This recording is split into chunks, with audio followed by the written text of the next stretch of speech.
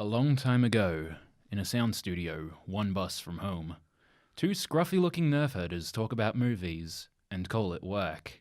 You're listening to Mike's Camera Action, where this week we'll be talking about Star Wars, mainly the Star War that is Solo, a Star Wars story. I'm your host, Carl, and joining me is my co-host, Alex. Hello.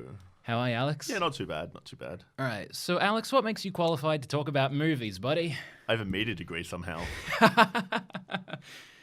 Yeah, basically we're both graduates from a media course. Well, I'm a media course and you're an arts course, but majoring in media as well. Mate.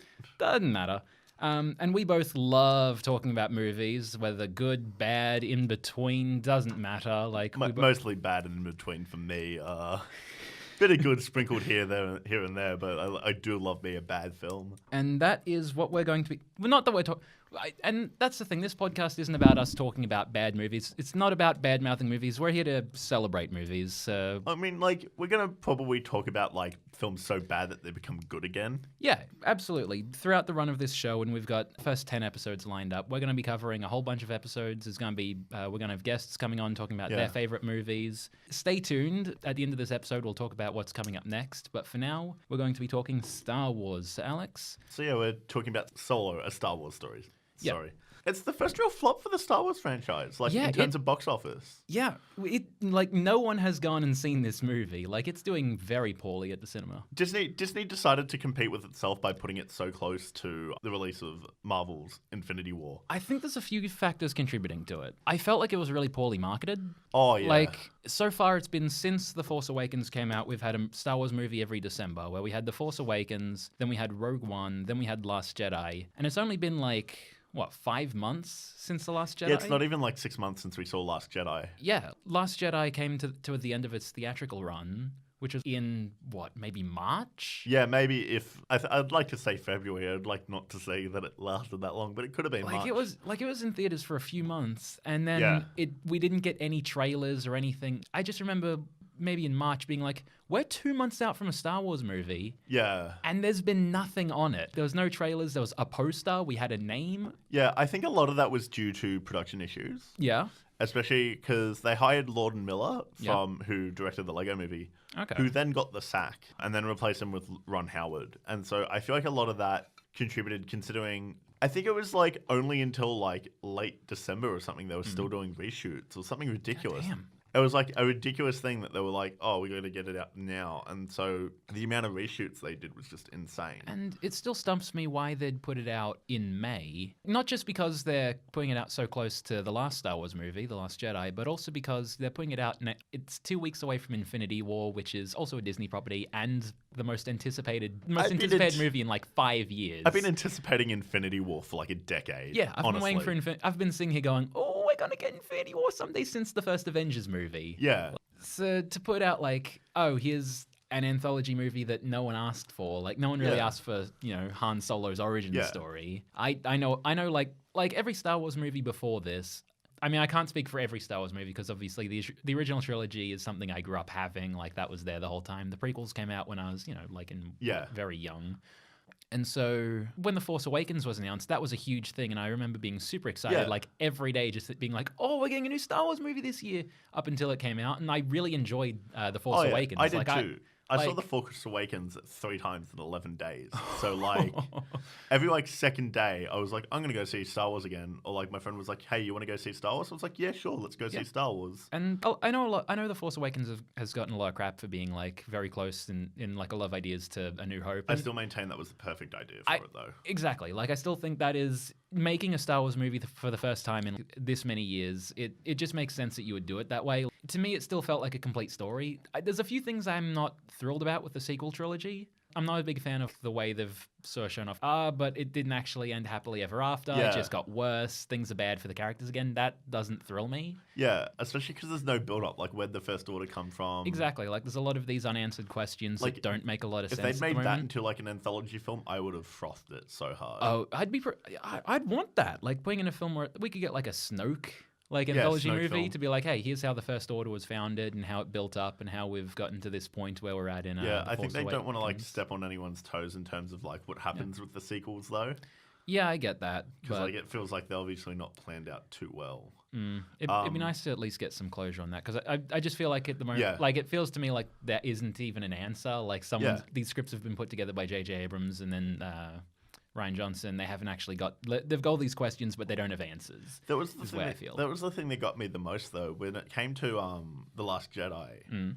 The Last Jedi was not received well by fans. It was honestly The Last Jedi is one of the most interesting things, because you're either I've seen across the board, you either love it or you hate it. Yeah, like I have really mixed feelings. They left a lot of stuff like untouched, but explored like things that didn't matter.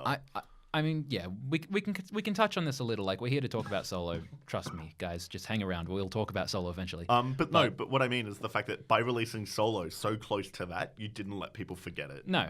And it just seems strange because it would make sense to me to put it out this soon if there was another Star Wars movie coming out in December. Yeah, but there isn't. Unless they've got that Lando film ready to go. Unless they're planning on getting this Boba Fett movie like put together in the next 6 months. Maybe maybe Ewan McGregor has been shooting the Maybe Obi-Wan the Obi-Wan film. movie's been coming this entire time. Yeah. Who knows? I mean, that would make sense considering some of the stuff they showed that was in Solo. That's definitely something we need to talk about today. And even Rogue One was good. Yeah, Rogue One was good, especially from the point of view that it touched on stuff that had never happened. Yeah, I enjoyed Rogue One. I thought I feel like the first first half of the movie was a bit weak. It was genuinely this moment in that movie where I was going, okay, I'm starting to drift off a little bit here. But then third act of that movie was basically just it was pretty much like putting Star Wars Battlefront games on screen. Like, it was very epic, very big. And that has that fantastic ending with Darth Vader, of course, which, mixed feelings, but still the most badass we've seen Darth Vader ever. Yeah, and you choke on your own aspirations. That wasn't a great moment to have Darth Vader. I mean, you would. You would. If that's something you need to know about Alex, it's that he would love that kind of line. But yeah, so we'll start off at the start for Solo, and we're going to talk the opening sequence. So the anthology films, it's been stated that they're not going to have the opening crawl. Yeah, so for this movie, they all start. We were talking about this morning before we got in here, but so just like Rogue One, they start with "Once Upon a Time in a Galaxy Far, Far Away" in that blue text. That seems to be definitely iconic. It's a long time ago in a galaxy far, far away, not once upon a time. Oh, sorry.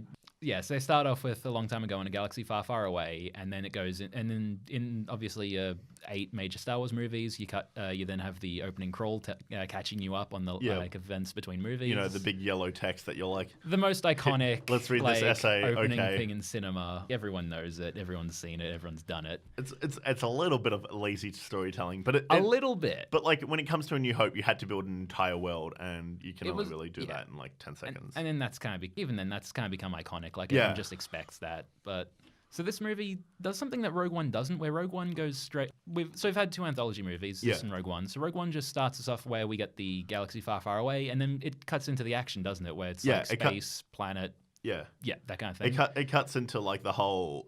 It cuts to the planet that Jin's from. Yeah. With her parents talking, and it's like, oh, okay, so he's the one building the Death Star. Yeah. Solo goes through a whole bunch of text about like. The politics of Corellia. Yeah, we still get like the opening essay, but it's a bit more succinct. But then it's always interesting to see like the letters they choose to capitalize, like in Corellia, blah blah blah, slaves, blah blah blah blah blah, hyperfuel, that kind of stuff. Yeah, see, like the thing about the hyperfuel, it was okay, I guess. Yeah. Like, I mean, it was a major point for the movie to be like. But like the rest of it wasn't. It was like. It only affected like the top part of this film, and I'm like the whole like children being sold into slavery thing. Although I feel like that was kind of touched on with Emilia Clarke's character. Yeah, like a little. Was she sold into sex slavery? I have no idea. Was that the point? Like, she made a point of like, oh, I did like she. I don't remember the exact line, but it was like, oh, some of us didn't make it out, or I didn't escape. Yeah, I feel like she just had to do. Like, she did have the brand. Yeah. But they also kept referring to her as like his lieutenant / like wife or something. Yeah, that was a really weird relationship between her and Paul Bettany. Yeah, I had no idea. Like, I was like, was it like some sort of weird sex slavery thing? Are you trying to like touch on it, but like not get too like obvious about it? That was the kind of feeling I got from this is still a PG-13 movie. At the end of the day, it's still a Star Wars movie. You're still trying to sell it to children, so you can kind of imply that, but you can't just outright state it. I think it was more that she got. Yeah, I definitely got the feeling that she was a slave. Yeah. But, like, what the exact relationship is, I'm not sure. Paul Bettany's character, though, was fantastic. And I'll throw this out there because I throw it to you but Paul Bettany dies 3 times this summer. Fantastic. Yep. Why do you want Paul Bettany to die, Carl? I don't. I love Paul Bettany. He's fantastic. Exactly. I've Leave loved him for alone. So long. It's just funny to me. But then what do you think of... So the opening planet is Corellia, correct? Yeah. So what do you think of like the look of Corellia? What do you think of that movie? It was very industrial, which is good because we haven't seen a whole heap of that. It makes me want to not live in the Star Wars universe. Exactly. Like watching the original trilogy, I'm like, oh man, it's a whole universe full of like, you're either a space monk wizard dude who fights with a lightsaber, you're either part of like an evil empire, or you're a roguish smuggling type. This just shows that everyone else is just a slave, basically. Like, everyone else in this universe, you're either part of the 1% in, like, The Last Jedi, you're at this casino gambling forever because you sell weapons, or you're someone in any of the other movies where you're just a moisture farmer, you're a guy who welds Imperial ships together for a living. See, that's the thing that The Last Jedi tried to do, but it did it better. You're right. Like, with the scene with the kids in The Last Jedi and how they're like, oh, they're slaves and all that. This did it better because there was like almost you didn't have to explain stuff. I want to say this, close to the top of our show, but I think this was my opinion on this is it was really good. Yeah. Like overall, beginning to end, I think it might have been one of the better Star Wars movies we've had in the recent years. It was definitely a good film, but whether or not it was a good as like a Han Solo, I mean, don't know. As a Star Wars movie, I think it was pretty solid. Like, it had a lot of the feel of the original trilogy. Of like it was very down to earth, and it still felt like a fun movie. I don't think at any point I really got bored of it or like started sitting there checking out of the movie. Like, it still held my interest. Oh yeah, it held my interest, but I feel like I had to make a mental disconnect that it was Han Solo. I gotta give credit to Alden Ehrenreich. Alden Ehrenreich. I've seen a lot of people play, do impressions of Han Solo of Harrison Ford doing Han Solo. Like, I've seen a lot of people try that and like and a lot of people can do it really well to pretend to be Harrison Ford doing this performance.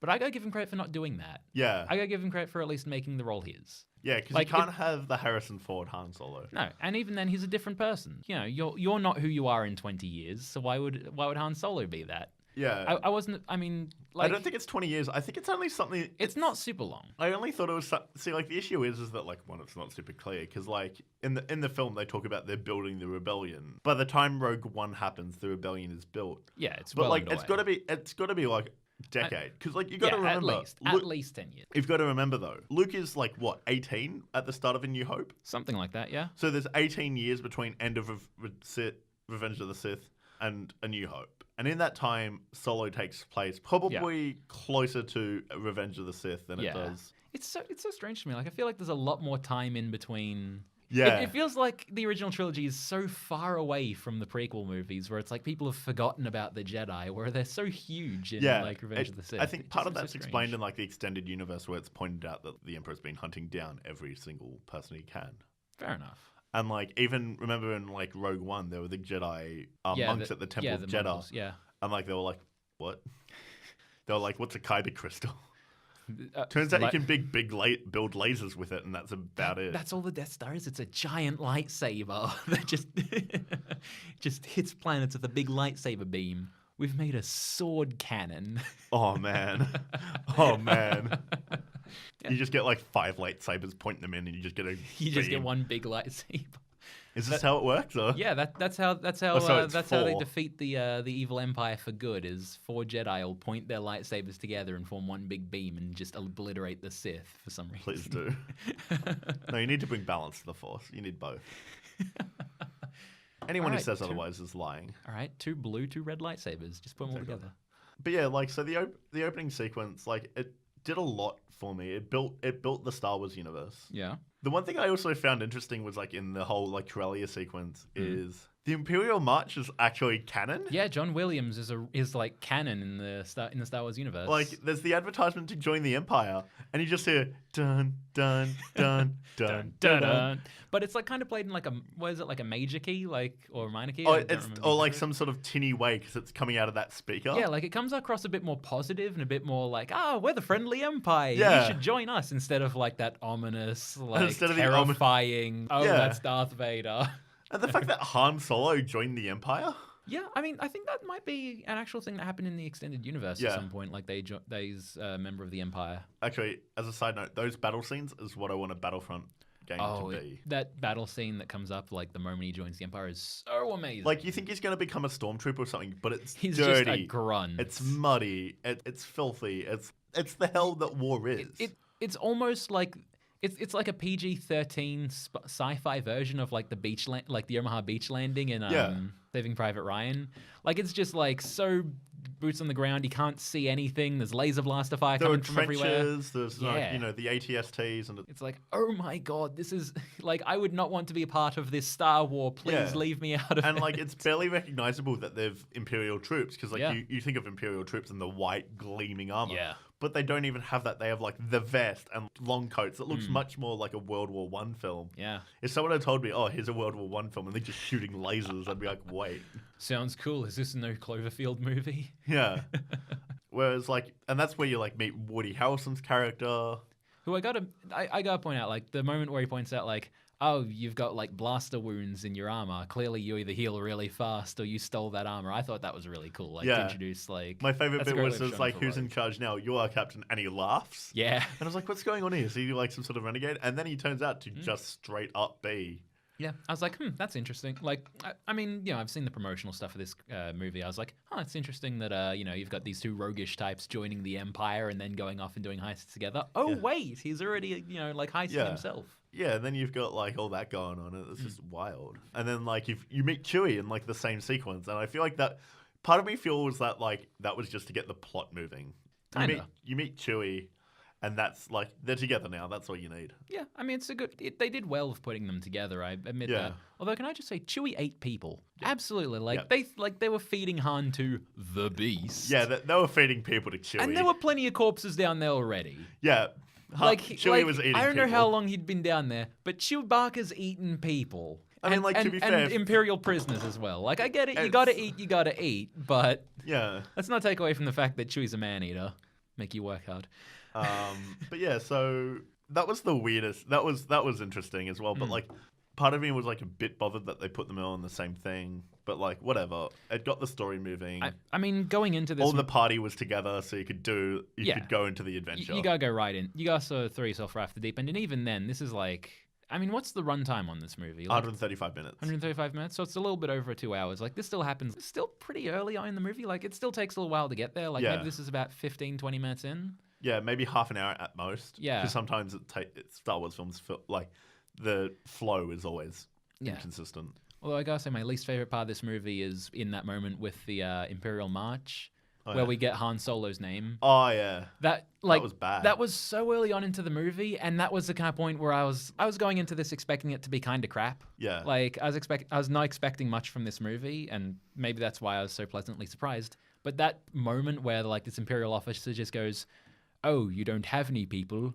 Maybe we'll call you Solo." Does that mean that everyone else is like just do you think there's a whole bunch of people in the Empire who are just named Solo because of that guy? Yeah. Like, oh, you ain't got a last name, Solo, huh? See, that's the thing. Like, if like a lot of people in the Empire are slaves, and like you can join the army to escape slavery, does that mean like you just get assigned like a random name? Because that's the thing that bothers me. Right? There's a whole bunch of people in the Empire who are named Solo, Loner, No One. Yeah, none, uno. Only one of his kind.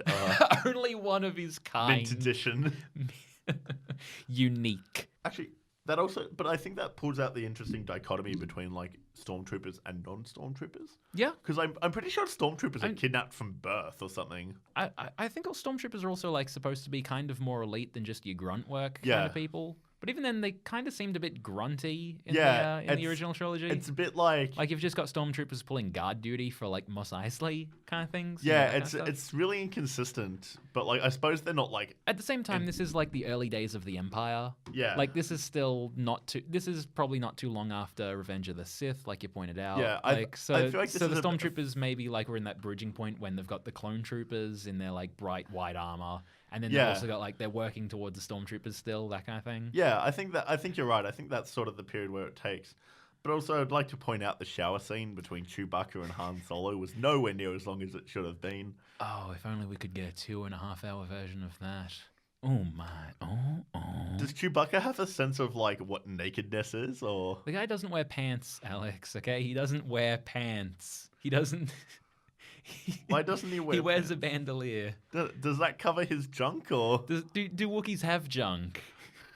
What is it just hair? Is it like the shape of water? But how is Chewie's son meant to be born? I don't know. How do Wookiee... If you know this, tweet at us or comment on our Facebook page how Wookiees reproduce. Is this in the extended universe? I don't know. I think the holiday special may be canon. I'm not sure. Oh, God. I was there was a point in there where I was getting a little bit like, oh, are we going to get a little bit holiday special here going on where we've got Wookiee talking to Wookiee? Which when Han and Chewie meet, like, and Han's doing his Wookiee voice. I love that. That was interesting. It was subtitling Han, but did it ever subtitle Chewie? No, it didn't. It never. Chewie. Yeah, Chewie never like gets that. subtitles, yeah, and that's the point. That's kind of the point. Yeah, I really like that they didn't think to like, okay, we've got like two Wookiees talking to each other. Let's subtitle them. They didn't actually do that. Yeah, like nice. if it was like two Wookiees subtitling each other, like that would be different. Yeah. But like I like how it's like the fact that it was like, yeah, I speak a little, and then like the subtitles are like not actual phrases. No, they're not, kind of wrong. They're broken. They're like broken Wookiee, basically. Yeah, like he's like big metal stick, that kind of thing. I liked that because it was like, as he said, he didn't know much of the language. I speak a little Wookiee. Yeah, it's like, and it also helps explain as to why they got together. Like, really. Yeah, like that's a good way to force two people together is just throw them into a pit and make one of them eat the other. Yeah, that's how I met Alex. True, actually. Yeah.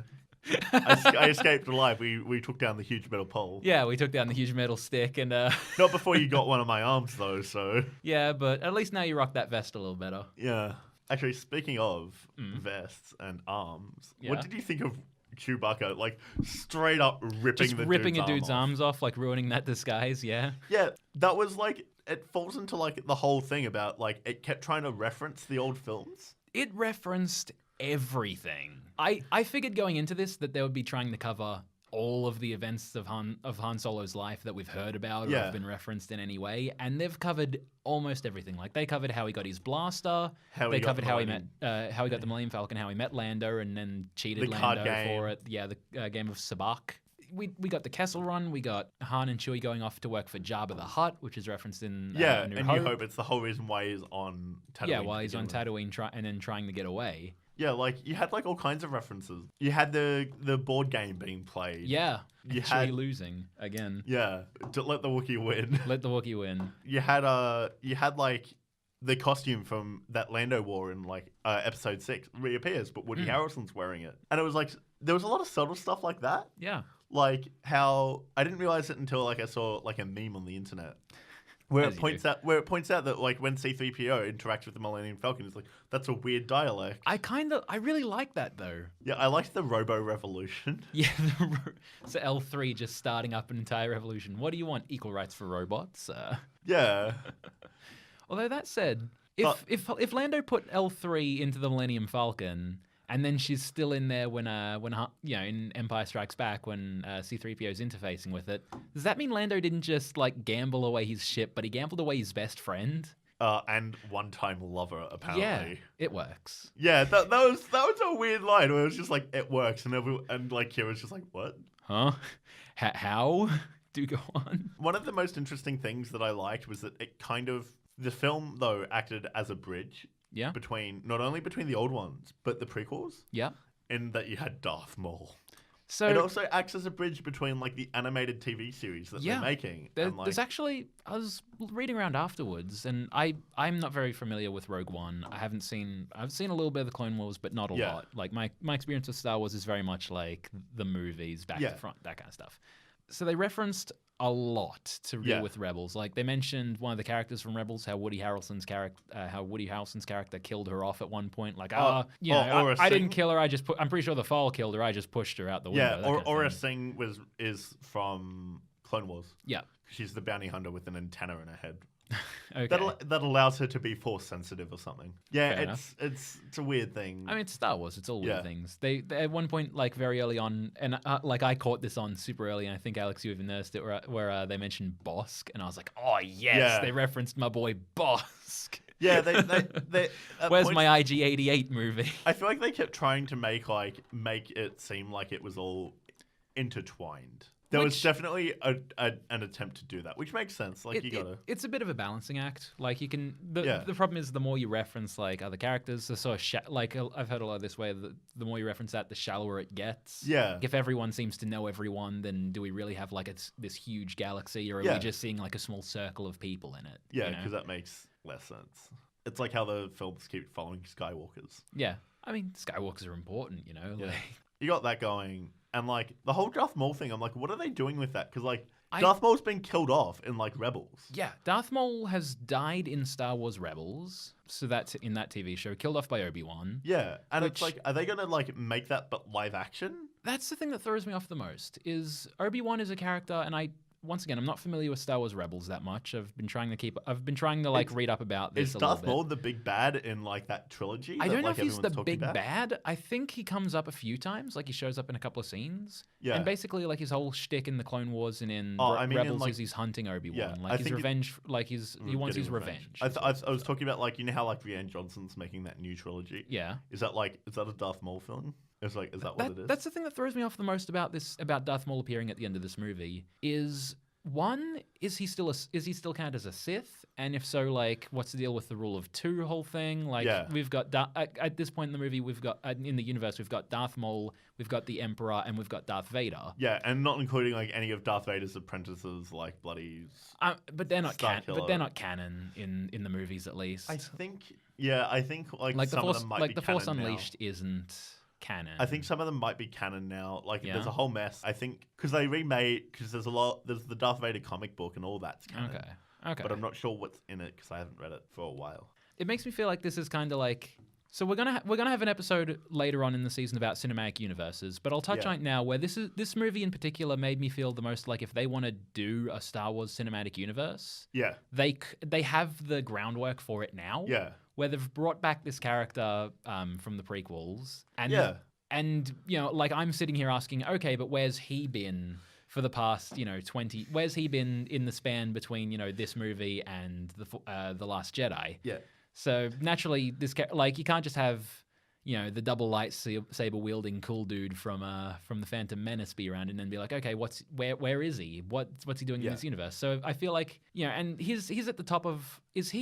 Is Darth Maul Crimson Dawn? Is that it? Or is Crimson Dawn Paul Bettany's character? Like, who is the leader of Crimson Dawn? So I think Paul Bettany was the leader of Crimson Dawn, but they answered to someone else, and I think that was Darth Maul. Okay, so Darth Maul's like it. So, because I know they've talked about a lot of these crime syndicates that are allied together and how they can't step on each other's toes. That's it's probably because they answered to like Darth Maul, who is double lightsabering, like slicing people in half. Yeah, so I guess Darth Maul is like at the top of this crime syndicate conglomerate kind of thing. Bin. But it makes me feel like they could use Darth Maul as a recurring character in the next movie. Like, I think talk is the next anthology movie is a Boba Fett movie. Yeah, I don't know, because they're also making that Star Wars Underground TV show. Okay. Which is about Boba Fett. Oh, really? Yeah, like Boba Fett's in it. Okay. Yeah, there's talk about the Star Wars, I think it's called Underworld. Yeah, Star Wars Underworld, which is a proposed live-action TV series that takes place between, like, 3 and 4. I kind of don't want a Star Wars TV series. Yeah. Like, I just feel like it'll either be like I feel like it'll be like the Agents of S.H.I.E.L.D. to Avengers thing. Yeah. Where it's like, you've got this TV series going on, but I'm not watching it, and I don't really care, and it's not referenced, or it'll either be, super referenced, or it won't come up at all. Okay, I don't think it's going to happen. No? Because, so... Here we go. Apparently there was 100 episodes planned. Oh my 400 proposed. Oh my God. But it was put on hold. Okay, so may or may not happen at this point. Yeah. I heard an announcement earlier, like maybe a week ago, about how there was a Boba Fett movie, like, had a director, which doesn't mean it's going to happen, but it at least makes it further along than any Obi-Wan movie. What? Yeah. The hell? Sorry. Kratos' character arc from the God of War was inspired by Star Wars Underworld. Really? Yeah, like... Huh. Yeah. Former Lucas art developer Corey Balrog revealed that he had read Underworld scripts at Skywalker Rant for episodes featuring Palpatine. They made the Emperor a sympathetic figure who was wronged by this heartless woman. She's this hardcore gangster, and she totally destroyed him as a person.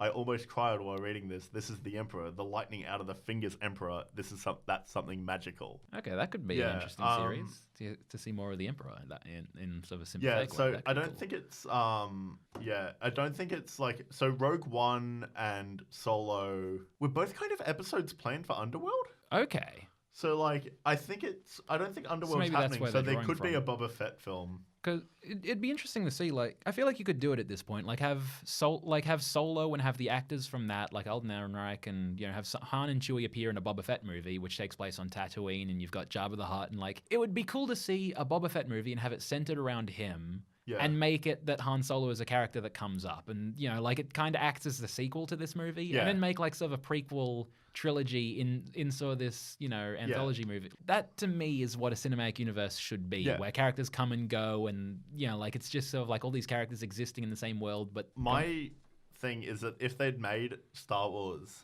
at least new, see, like the issue is that like if they'd made the prequels like now, there would be an entire cinematic universe. Oh, yeah, definitely. That's what they're trying to do, but they're kind of a bit late to the party. Here's the thing. Everyone trying to do it now is a bit late to the party. Yeah. And I don't want to go into this too much because we'll talk about it. We've got an episode coming up like in a couple of weeks talking about, mainly Marvel will come up in that, but we'll also talk about DC and talk about some cinematic universes like the Dooku and Harry Potter and that, aren't, but maybe are trying to.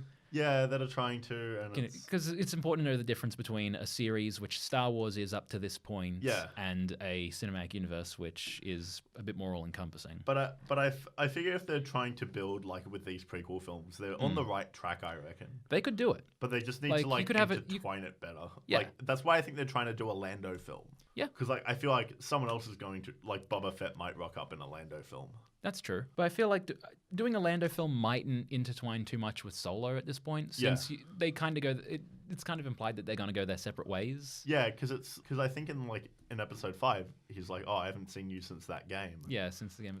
Which seems a bit strange to me that they've sort of like this... Khan goes, let's go see Lando, and they have one interaction with each other. Yeah, like they have the existence of this movie, and that's all of their time spent together. Yeah, it's a bit odd. You're right, but I'm not sure. I think it's just have to see what they do. Yeah, this movie kind of did the opposite for me. Of when I watched The Last Jedi, it kind of did that thing of like I didn't feel excited for the next movie. Yeah, and that was definitely how I went into Solo, where I was like, like it's so close, and I wasn't thrilled by the end of The Last Jedi. Didn't make me want to see the next chapter. This kind of made me want to see the next chapter of the prequel. Yeah, I'm like, what's going on? Where's like I was Darth like, Maul I want to see more bounty hunting movies, that kind of thing. I want to know what the deal with Darth Maul is. They put enough out there that I feel attracted into it. That might be what they're leading up to with a Boba Fett movie if they intertwine Darth Maul. Yeah, I want to see more of it. I want to know why it did the thing of like giving me just that hint where I was like, now I want to see more. And I could tell like if someone looked at me in the cinema when Darth Maul appears on screen, I've just got like my mouth open going,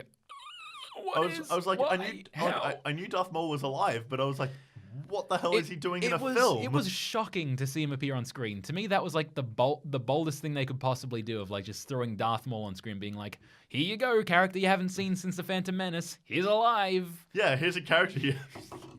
You thought he was dead? Nuh-uh, he's for real. Like, the mainstream audience wouldn't know anything about that. To me, exactly. Like I knew he was in the Clone Wars, and I knew he would appeared in Rebels, but having not watched those, I didn't think about it. Like, I never thought like, Darth Maul will come back in another movie, he'll be crazy, he'll be in a prequel film. I never expect him to be in, because he is in those other series. It's like if some of the EU stuff appeared in film, and you're like, wait, what? Like I get that it's canon, but it still throws me off that it's like, oh my god, they're actually like, they're actually making it for, like, it's for real. Yeah. To me, like, it's one thing to say, this is canon, this character's legit, they actually exist in this universe. And it's another to actually put them in a movie and to actually give them to the whole audience. Yeah, it's one of those ones where like not only you've gone past bloody Rebels and Clone Wars being like niche things. They still are. Yeah. But they've now opened the door to like bringing that into like the main universe. And once again, they sprinkled a lot of that stuff into there, like with referencing various characters and throwing out a whole bunch of stuff like that. But now you've definitely opened up you've opened up the door to just be like, okay, now let's throw in like the Ahsoka movie and all that kind of stuff. And who knows? Yeah. Night. That's already the Clone Wars. Like, like the entire Clone Wars was basically Ahsoka's arc, and then she reappears in Rebels. But you open up the door as for cameos and that kind of thing, and appearances from these characters. Like it just gives you some more potential. Yeah, there was a cameo apparently in Rogue One from Rebels. Like one of the ships was the ship from one of the Rebels. Oh, okay. Like the main ship from Rebels. Okay. But I don't watch Rebels, so I didn't pick up on it. But yeah, like, see, I don't know whether or not the issue is the fact that like the animated TV shows are more aimed at kids. Yeah, that's kind of like thing. Rebels, especially. Like Clone Wars, I don't know whether or not it's because I grew up during that period, and so I watched it. I watched bits and pieces when it was on TV, so it's not like entirely out of the way. But like now, this new stuff coming out of Disney for Rebels, it's just insane. Like, what are they doing? See, here's my question, Alex. Do you feel like we'll actually get an Obi-Wan movie? I want to say yes, but the answer is no. I feel like it's like everyone talks about this movie so much, but here's the thing: to me, from my perspective, the way I thought it was we get Star Wars Episode 3, like Revenge of the Sith, then that ends and Obi-Wan takes Luke and says, "Okay, I'll watch over him on Tatooine," and that's it until A New Hope. He stops. The Obi-Wan film is basically the Star Wars version of Half-Life 3. It's never gonna happen. People will want it, and people will make jokes. But it will never happen. Like, I love Ewan McGregor. And Ewan McGregor did a great job of doing Obi-Wan, but I don't feel like you can make it happen. Obi-Wan will appear, but it won't be an Obi-Wan film. Yeah. I maintain that is my stance. And I really want Ewan McGregor to come back because I love Obi-Wan. Yeah. But like, I want to see him transition from like, at the end of like, Revenge of the Sith, he was like really messed up because like, you were like a brother to me. I loved you. Kind of thing. You're not meant to have attachments as a Jedi, mate. You're just as bad as Anakin. That's all the Jedi, though. Yeah. Like, any Jedi you care about, guess what? They're not exactly following the Jedi code, are they? Yeah. Old mate Conehead having, like, wives. Yeah, that's also his species, though. Yeah, he's endangered. Yeah. Do you think the Jedi Knights are kind of like Fight Club, where they make all the rules, and then you're gonna break the rules anyway? Like, the rules are meant to be broken, kind of thing. I think a little like if bit you're following it too strictly, you're doing it wrong. Yeah, I think a little bit of that. I don't know. It's one of those ones where like, where do they go? Like, there's so much that they can do. So what do you want to see for the what is your ideal Star Wars anthology movie then? Boba Fett would be good. Yeah. What happens in Toshi Station would also be good. No, I don't want a Toshi Station film. See, like, it depends. Like, if just a movie that's all Ewoks and it's animated. Oh, Caravan of Courage, please no. I need to find that. It's hard. I would like to see the build-up of the rebellion. Yeah. Like, everything in Solo, you get, we're going to build a rebellion. This will help fuel our ships. In Rogue One, the rebellion exists. Yeah, the rebellion's full underway. It's like 2 days before bloody A New Hope. Yeah, it goes from Rogue One straight into A New Hope, which is cool. I really like that. Like, once again, Rogue One made me want to see A New Hope. It made me want to immediately go, okay, let's watch that movie now. Yeah, but like, the real question is, I would like to see a build of the rebellion, like Mon Mothma. Like, where does she come in from? Okay. You've still got Bail Organa. Yeah. How do they go? These actors. How do they go about building the rebellion? Like, who do they get involved? I think Obi-Wan might have been involved at the start. Yeah. Because like, he kind of rocks up, everyone's like, oh, it's Obi-Wan. Oh, there he is. Cool. I mean, even then, you've got like Leia seems to know who Obi-Wan Kenobi is. She's like, "Help me, Obi-Wan Kenobi. You're my only hope." How do they know? Like, how does the rebellion have a connection to Obi-Wan Kenobi? Yeah, like, that's the sort of thing. Like, why do R2-D2 and C-3PO rock up and on the? Yeah. Why do they show up on why do they send R2-D2 and C-3PO to Tatooine?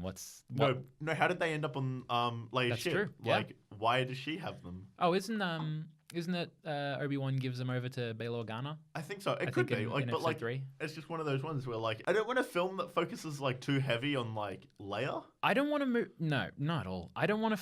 I don't want to film film gets enough screen time even now. I mean, you don't really need. Yeah. That, and even then, I'm not sure. I don't know. But like, a building of the rebellion is what I want. Okay. At this point, I kind of want a movie that's too close to like the main characters. Yeah. Like, I feel like Han Solo. Sure, they did good on Solo. Yeah. But I don't want to film too much that's too close to the leads. Like, Han Solo feels a bit too close. Lando is like the furthest Lando is like the closest I would go. Yeah. Because Lando's like not one of the original leads, but then by like episode 5, he's still an important character in two of the original trilogy. I think Lando would be a good character to do a movie with. Yeah. Boba Fett's good because he's got like 5 scenes in the original trilogy, and there's a lot suggested about him, but we actually have seen no Boba Fett doing Boba Fett stuff before, except for like a little bit of like shooting. Like, how does he escape the Sarlacc like twice apparently? Like, that's the messed up thing. It's but twice. Yeah, he escapes and then winds up back in the same Sarlacc. Actually, I wouldn't mind a Jabba film. Yeah? Like, do you think Jabba could hold up a movie to himself? No, but like the whole crime lord thing. I would definitely like a film where like Jabba's the big bad. Solo definitely did one thing, which is sell me on the idea of a movie about the like crime syndicate going around. I would love to see more of that. I would love to see like I don't even know, like, do a Boba Fett movie, sure, and have that be really close. But it'd be really cool to see like even just a anthology movie with the character, like, you know, do kind of like the Rogue One kind of thing, where it's a whole bunch of characters we've never heard of, and just make them like, you know, somewhere involved in this crime syndicate, and play out the whole chapter that way. And that'd be one way to like close it out, that kind of stuff. It's always the thing that bothered me though about Rogue One is that they just kill off every character that they introduced. It does give you the answer of like, here's why Jyn Erso doesn't appear in the rest of the rebellion. Like, here's why she's not helping. And but like at the same time, I'm like, okay. There are other ways to go about it besides just killing everyone. I mean, it's also a good point to show like, here's how ruthless the Empire is, where they're just willing to blow up Scarif and just be like, you're gone. It's like how I feel like they've now backed themselves in the hole where like every new character they introduce they have to kill off, because they killed off Woody Harrelson's character. Yeah, and like they didn't kill off everyone Emilia Clarke's character. Yeah, she's yet. Yeah, I still think she'll make a reappearance though. Yeah, because again, like she's going out there flying Paul Bettany's yacht. Yeah, I think we'll see a reappearance of young Han Solo. Yeah, because I don't think they would have gone through all the effort of casting a new dude. I kind of like that. I kind of want that. Yeah, you know, like I'd like to see more of him, even if it's just like short appearances in like the Lando film or like the Boba Fett film. Yeah, he's got to reappear. Otherwise, why would you bother casting a dude? Just for that sweet Solo money that isn't coming in. Yeah, like the money's not coming in. It didn't pay off. So are you going to use them again? Like, has it still made its money back, or is it gone for a loss? I know it did a very poor opening box office, but I'm not sure if it's like recovered or if it's actually failing. We'll lose $50 million. Oh, that's a really bad hit. According to the Holiday Reporter. I mean, that said, Disney's going to do fine. Like, Disney's Disney. Yeah, the money that they made from bloody... The money they made from just Infinity War and from, like, the last 3 Star Wars movies. Yeah. They've more than surpassed it. Wall Street analyst... It's a drop in the bucket. At least $65 million. Oof. Cost $326 million to make. Ouch. Yeah, it's just one of those ones where, like, Force Awakens made, like, $2.7 billion. But, like, Force Awakens was, like, the first new Star Wars film anyone had gotten in like, a decade. Yeah, I remember going, like, opening day to see that because I was just super excited. But, like, the issue is that, like, the budget for Solo got, like, hugely staffed. Because they had to fire Lord and Miller, and they made a whole bunch of... Apparently Howard was brought in to reshoot most of their takes scene for scene. Okay. So they basically almost doubled their staff. Yeah, so at that point, you're shooting a lot of stuff that you've already done before, but then just doing it in a different approach. Yeah, they had to hire an acting coach for Aaron Reich so he could mimic Han Solo, which he does like a bit, but like he's got a bit of the physicality of Han. Yeah, so I give credit to that. Like it's still the same character, but getting back to discussing the movie itself. There's almost like a little bit too much Han in Han. Yeah. If you get what I'm saying? Like he starts off that too cool kind of dude. Like he's like, joining the Empire, but he's not really in for the Empire. He's just there so that eventually they'll give him a ship. Yeah, like he starts off as basically the smuggler Han that you get in episode 4. He doesn't start off super grunt like he starts off not being super experienced. Like you can tell he doesn't, he can't wield a blaster too well, but he's already he's already carjacking. He already like speeder jacks a bunch of gangers. Yeah, I think the other thing that gets me is that you have all this character development during Solo, and then like by episode 4 it's gone. And like no, it doesn't lead into the character growth, but like then you get Han's character growth in 4, which is basically back to the end of Solo. Like you know what I mean? It goes full circle. Okay, yeah. So you've got like the hot shot, and then you've got like you see that he cares about like the rebellion and stuff. Yeah. Like he cares. Yeah. Like he obviously makes doesn't an effort. like the he gives Empire. a shit. And then you go to episode 4 when he's just that smuggler again. The whole Han shot first thing is really laid back. Yeah. Give me the money. He wanted the money for a purpose. Now he just wants the money so he doesn't die, I think. Yeah. And then, but by the end of episode 4, he's come in to save Luke from the TIE fighters, and he's like, yeehaw, pew, pew, pew, pew, pew, pew. you mentioned that. It almost feels like it steps on the toes of 4 a little bit, where it's like Han's not like in 4. We don't get Han, we don't get him warming up and like going, oh, it's my chance to actually care and my chance to help the world. It's just him like reverting back to his default state, which is actually he cares about the rebellion. Yeah. It says that like he's just putting on it kind of states that he's just putting on a show for everyone. Like, oh yeah, I'm the roguish type, and then deep down he's really like. What I would have liked is actually the reverse.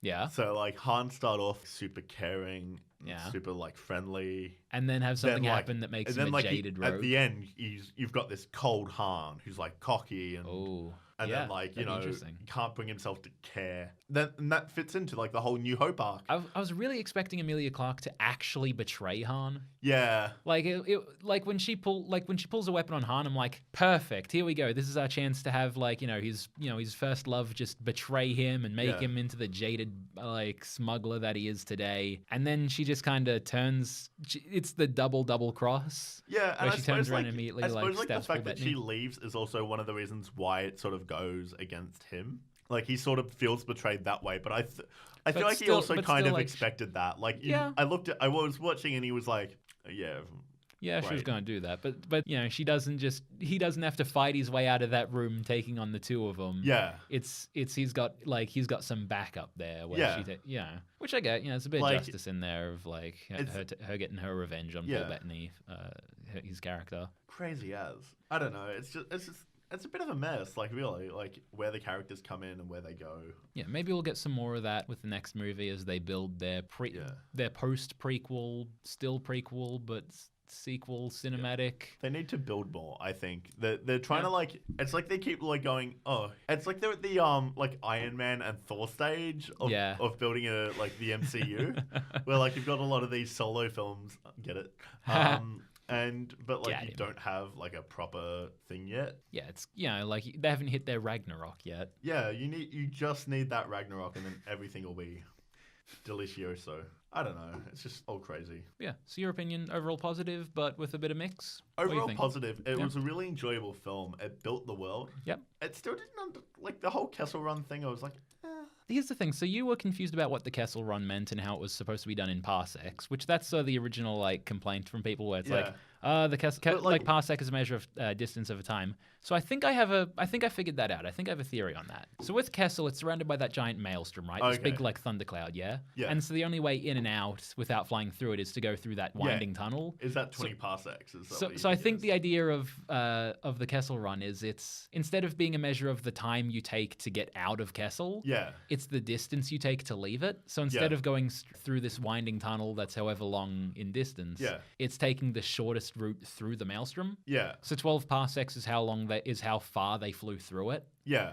Okay, that makes a bit more sense. So I feel like it's about more shortcutting. Yeah, like instead of the 20 parsecs it took me only 12. Yeah, which he kept going down. Did you notice that? Whereas like I did the Kessel Run in 12 parsecs. Chewie has that line. He's like, no, if you round down. And then he mentions under 12 parsecs to Luke. And that sounds like a very Han thing to do, though. Just keep winding down. I mean, he was also constantly ramping up the price of the the refined hyperfuel in the opening sequence. Yeah. Whereas like, it's worth at least 1,000 credits. Yeah, I suppose that fits in. That's what I was talking about with the whole Han already being that sort of smuggler, like cocky.